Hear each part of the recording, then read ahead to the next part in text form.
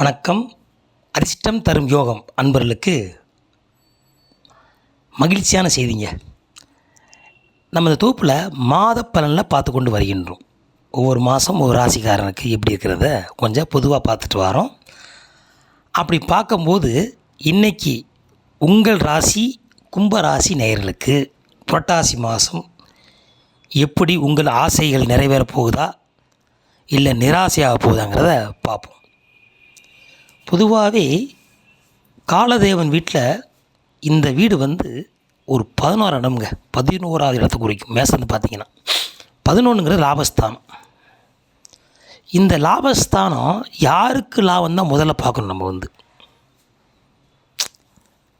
லாபஸ்தானம் தான் ஏன் அதுக்கு யாருக்கு லாபம் ஏன் அப்படின்னு பார்த்தா கும்பராசியில் பிறந்தவங்க எல்லாருமே கும்பராசி கூட இருக்காங்க பார்த்தீங்களா. உங்கள் அம்மா, உங்கள் அப்பா, உங்கள் மனைவி, உங்கள் குழந்தைங்க, உங்கள் ஃப்ரெண்டு, உங்கள் சொந்தம் பந்தம் தொழில் எல்லாருமே யோகாக்காரங்க. ஏன் அப்படின்னா இந்த கும்பராசி கொடையை வச்சாலும் அடுத்தவங்க மன நினையாமல் பிடிக்கக்கூடிய ராசி. ஒரு சுயநலம் இல்லாத ராசி. அதுக்குத்தான் அங்கே கொண்டு கும்பத்தை கொண்டு வச்சாங்க. நிறங்கூட நலம்புமா என்ன, இந்த ராசியில் பிறந்தவளுக்கு ஆயில் நல்லா சாமி கொடுப்பார். ஏன்னா எல்லோரும் நல்லா இருக்குன்னு நினைக்கிறீங்களா? இந்த ராசியில் பிறந்தவங்க மற்றவங்க நல்லா இருக்குன்னு நினைக்கிறீங்க பார்த்தீங்களா? அந்த ஒரு கருணைக்காகவே உங்களுக்கு ஆயில் எப்போதுமே அதிகம். ஆனால் என்ன தான் இருந்தாலும், எவ்வளோ தான் செஞ்சாலும், எப்படி தான் பண்ணினாலும் உங்களுக்கு உங்கள் கூட பழகினவங்க நன்றி விசுவாசமே இருக்காதுங்க உங்களுக்கு. இதுதாங்க உங்களுக்கு பெரிய ஒரு தலைவலி. என்னய்யா எவ்வளவோ செஞ்சேன்யா, எவ்வளவோ பார்த்துக்கிட்டேன்யா, நம்ம சொல்கிற கேட்க மாட்டேன்ட்டாங்க ஐயா, எவ்வளோ நம்பிதான் செஞ்சேன்யா அப்படிலாம் சொல்லுவீங்க. நிறைய ஏமாந்துருப்பீங்க வாழ்க்கையில். கொடுத்து கொடுத்து கொடுத்து கொடுத்து கருணை மாதிரி கொடுத்து கொடுத்து ஏமாந்து கடைசியில் இந்த சொல்லுவாங்கள்ல, போன பிறகு கொடுத்து என்னையா பிரயோஜனம், இருக்க முறை பார்த்துக்கணும் என்னைய, அந்த மாதிரி ஒரு புகழ்ச்சியை விரும்பக்கூடியவங்க. சரி, இந்த கும்பராசியில் பிறந்தவங்க ஏற்கனவே சனியோட வீடு, சனி உங்களில் உட்காந்துருக்கிறார். ஜென்மச்சனி ஓடிக்கிட்டு இருக்குது கும்பராசிக்காரங்களுக்கு. இந்த கும்பராசியில் சனி இருக்கிறனால சொந்த வீட்டில் இருக்கார் அவர். அப்போ சனி இந்த வீட்டில் உட்காந்து என்ன செய்வார்னா, உங்களுக்குண்டான நல்லது கெட்டது ஆராய்ஞ்சாந்து நல்லா தோச்சு க்ளீன் பண்ணிகிட்டே இருப்பார். அப்போ வாழ்க்கையில் ஏற்றம் இறக்கம் இருந்து கொண்டே இருக்கும் ஒரு 2-3 வருஷமாகவே உங்களுக்கு. ஆனால் இனி போகிற காலம் ஏற்றமாகவே இருக்கும். ஏன்னா அவர் ஜென்மத்திலேருந்து கழிஞ்சு அடுத்து பாசனையாக போவார். அப்போ கொஞ்சம் கொஞ்சமாக வளர்ச்சி கிடச்சிக்கிட்டே இருக்கும். நீங்கள் என்ன அப்படின்னா, வளர்ந்தவன் டக்குன்னு நீங்கள் மாறிடக்கூடாது. எப்பயும் போல் நிறங்குடம் தழும்பாமல் நீங்கள் இருக்கணும். நல்லா அனுபவப்பட்டீங்க, நல்லா வாழ்ந்து வர்றீங்க. தயவுசெய்து இனிமேல் ஏமாற வேண்டாம். பட்டது பட்டட்டும் கிடைக்கட்டும் சொல்லி நீங்கள் பாட்டுக்கு உங்கள் வேலையை பார்த்துக்கிட்டே இருங்க. இது வரைக்கும் செஞ்சது போதும். இனி உங்களுக்காக வாழுங்க, உங்கள் குடும்பத்துக்காக வாழுங்க, குழந்தைக்காக வாழுங்க. நம்ம குடும்பம் அது பழமொழி சொல்லுவாங்க, சரியான சுயநலவாதிப்பா. உண்மையிலே சுயநலத்தில் தாங்க புதுநலம் ஒளிஞ்சிருக்கு. எல்லோரும் அவங்க வேலையை பார்த்துட்டா யார் தொந்தரவு கிடையாது பார்த்தீங்களா? அது மாதிரி உங்கள் வேலையை நீங்கள் மட்டும் பாருங்கள். மற்றவங்க இழுத்து பார்த்ததெல்லாம் போதும். கூட பிறந்தவனு பார்த்தது, சொந்தக்காரனு பார்த்தது, நண்பனுக்கு பார்த்தது எல்லாம் பழிச்சு எல்லாம் அனுப்பிச்சிட்டு அவன் பாட்டு போயிட்டான். நீங்கள் தனியாக நிற்கிறீங்க. மனம் இனிமேல் ஆனால் 2 வருவாங்க. மோசமான வேலை சொந்த வந்துக்காரங்க உங்களுக்கு. அவங்கள நம்பி இறங்கி கழுத்தை அறுத்துட்டு போனது நிறையா. ஆனால் மோசமானவங்கள உங்கள் சொந்த கும்பராசியில் பிறந்த பங்காளிகளெல்லாம் தயவு செய்து நம்பவே செய்யாதீங்க. பாம்புக்கு பால் கொடுத்து தானே குத்துன கதையாயிரும். அதனால் இனிமேல் நீங்கள் உங்களுக்காக தப்பே கிடையாது. சுயநலத்தோடு இருங்க, தவறே கிடையாது. நான் சொல்லுவேன், கும்பராசிக்காரங்க பொதுநலம் இருக்க வேண்டாம். போதும், பொதுநலம் இருந்ததெல்லாம் போதும் வாழ்க்கையில். அதனால் எல்லாருமே உங்களுடைய குடும்பத்தை பார்த்துக்கங்க, உங்கள் உடம்பை பார்த்துக்குங்க.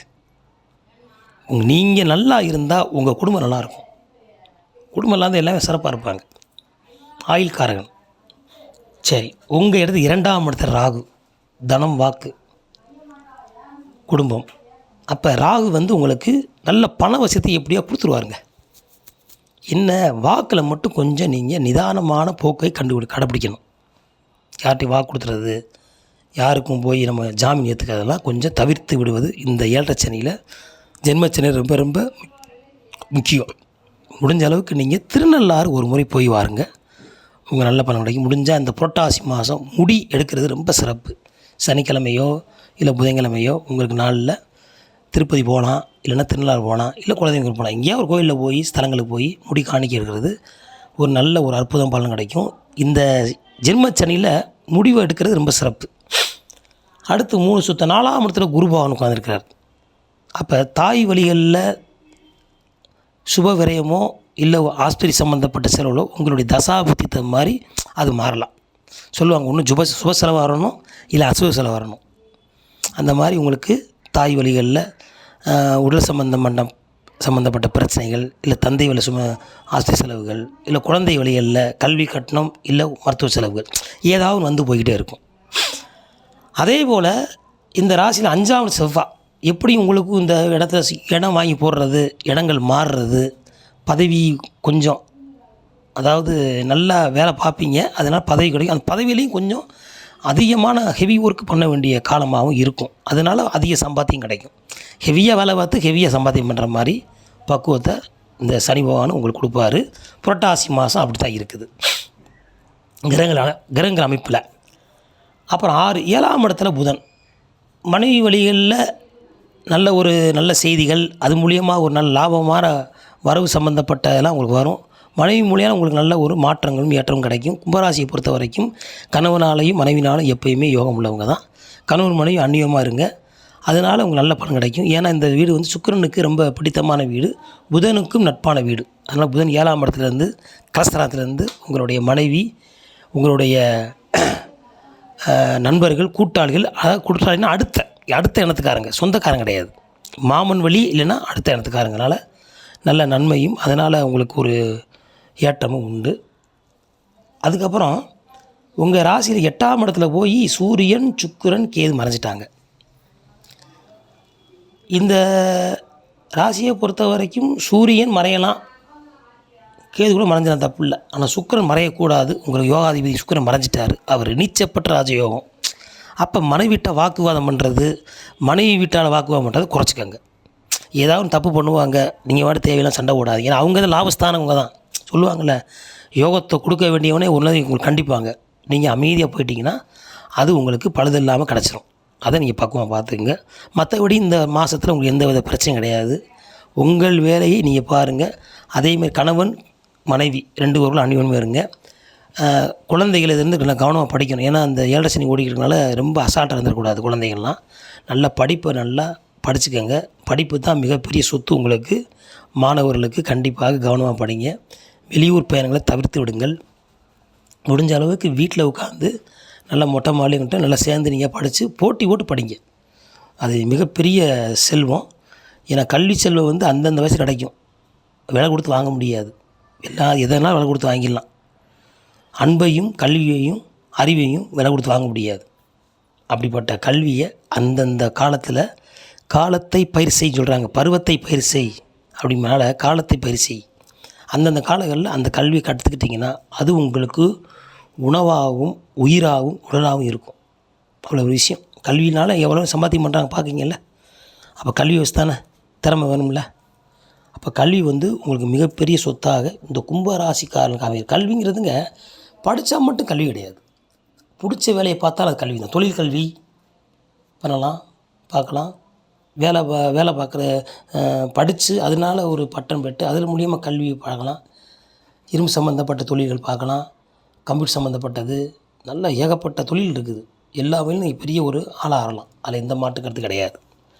இந்த ராசியில் பிறந்தவங்க வந்து பொதுவாகவே துடியாமல் அம்மன் வழிபாடு, இந்த வனக்காளி அம்மன், துர்க்கை அம்மன், காளியம்மன், துர்காதேவி, இந்த மாதிரி அம்மன் வழிபாடு பண்ணுறது சிறப்பானது. இரவு வழிபாட்டில் வந்து காலபைரவர் வழிபாடு பண்ணுறது அற்புதமான பலனை கொடுக்கும். ஒரு முறை நீங்களும் திருநள்ளாறு போய் தர்பானீஸ்வரர் வழிபாடு பண்ணிவிட்டு திருச்செந்தூர் ஊரை போயிட்டு வந்தாலும் சுப விரயத்தால் உங்களுக்கு சுகமான வாழ்வும் அதே போல் நல்ல ஒரு பலமான பண வசதியும் கிடைக்கும் என்பது ஐயமில்லை. அதனால் கும்பராசிக்காரர்கள் துன்பத்தில் விலகுவதற்கு திருநள்ளாறும் திருச்செந்தூரும் சென்று வாருங்கள். இந்த புரட்டாசி மாதம் உங்கள் ஆசைகள் நிறைவேறும் மாதமாக இருக்குது. எல்லா ராசிக்காரங்களுக்கும் ஒரு முக்கியமான விஷயம், இந்த மாதத்தில் எல்லாமே ஒரு கால்குலேஷன் போட்டு செஞ்சுக்கோங்க. 8 பீரியடு போடுறாங்கல்ல ஸ்கூலில், அது மாதிரி நீங்கள் உணவு வகைகள்லையோ பழக்க வழக்கங்களில் செலவழிக்கிற எல்லாமே திட்டமிட்ட குடும்பம் தெவிட்டாத இன்பம், அது மாதிரி திட்டமிட்டு செய்யுங்க. உங்களுக்கு வாழ்க்கை எல்லாமே கிடைக்கும் என்று சொல்லி மீண்டும் ஒரு நல்ல தொகுப்பில் சந்திப்போம். நன்றி, வணக்கம்.